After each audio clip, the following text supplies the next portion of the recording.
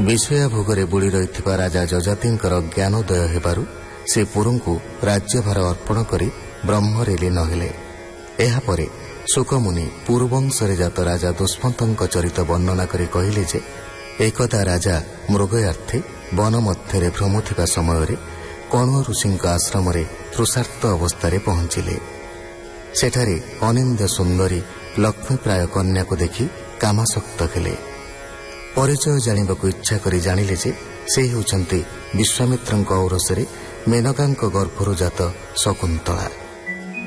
दुष्मन्त उवाच बोलोई कन्या मुख चाहि भोषसी मुखी शुण तुहि तु जात कौशिकर वंशे तोहर इच्छा मन तोसे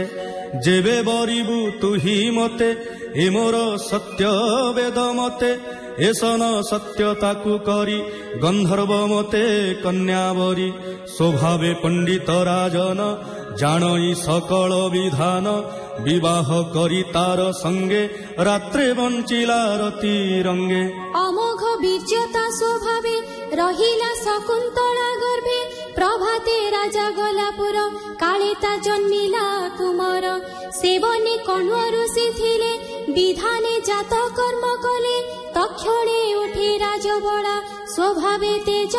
नर्गला सिंह को वाम भुजे धरी क्रीड़ा कंदुक प्राय करी रज्जु निवेशी तार गले क्रीड़ा कंदुक प्राय खेले। पुत्रर देखी बाल लीला अत्यंत तेज नर्गला विष्णुर अंश प्राय मणि तक्षणे ऋषिंक दुलणी पुत्रर हस्त धरी बेगे मिलिला निज स्वामी आगे राजा से माता पुत्र देखी तक्षणे बुझिबेनी आखि पत्नी पुत्रंकु न चिन्हिला भाव न जानी उपेक्षिला तक्षणे आकाशर वाणी सेठारे सर्वलोके शुणी आत्मार रूपे पुत्र जात ए निश्चय तोर तारा सुत जे पुत्र जात निज ठारू उद्धार करे से नरकरू तुम्भे करिछ गर्भाधान ए कथा नुहई जे आन आकाशवाणी शुणी कन्ने तक्षणे राजा तो समने आश्वास करी पुत्र नारी गृहे स्थापिला दंडधारी एमंते दुष्मंतर अंते से राजा होइला जगते। नाम भरत नृपवर प्रकाशे जेन्हे दिवाकर विष्णुर अंश से राजन शरीरे दिशे विष्णु चिन्ह चक्र दक्षिण करे दिशे चरणे कमल प्रकाशे ताहांकु मिली ऋषि जुथे स्थापिले अभिषेक मते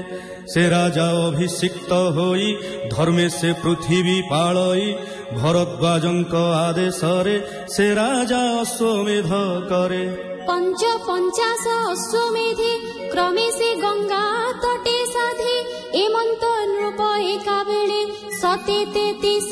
यज्ञ कले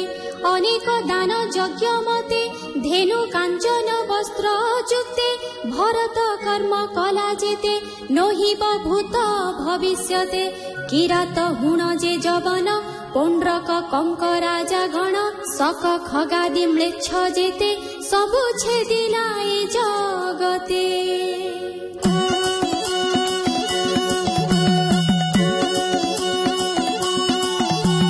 पूर्वे जे दानव सकले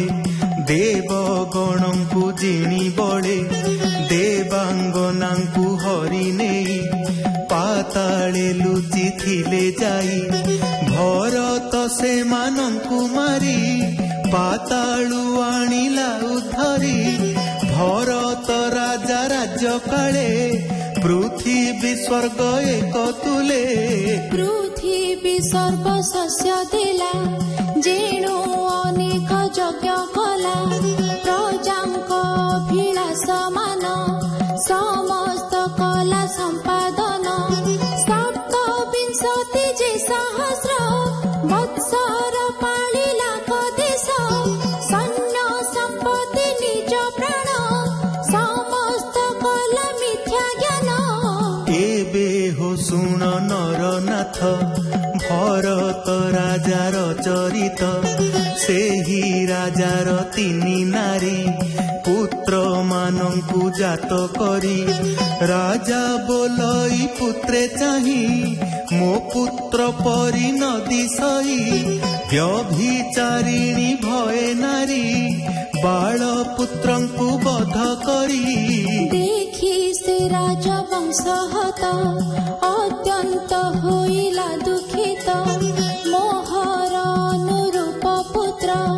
କେଉଁ ଉପାୟ ହେବ ଜାତ ହେମନ୍ତ ମନେ ବିଚାରିଲା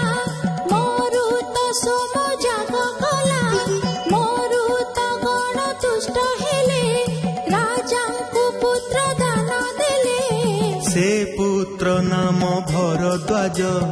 ପୂର୍ବେ ସେ ଉତଥ୍ୟ କ୍ଷେତ୍ରଜ ଏବେ ହୋ ଶୁଣ ନରନାଥ ସେ ଭରଦ୍ୱାଜଙ୍କ ଚରିତ ଭ୍ରାତୃବଧୂ ଯେ ଗର୍ଭବତୀ ପୂର୍ବେ ରମିଲେ ବୃହସ୍ପତି ମୈଥୁନେ ହୁଅନ୍ତେ ପ୍ରବୃତ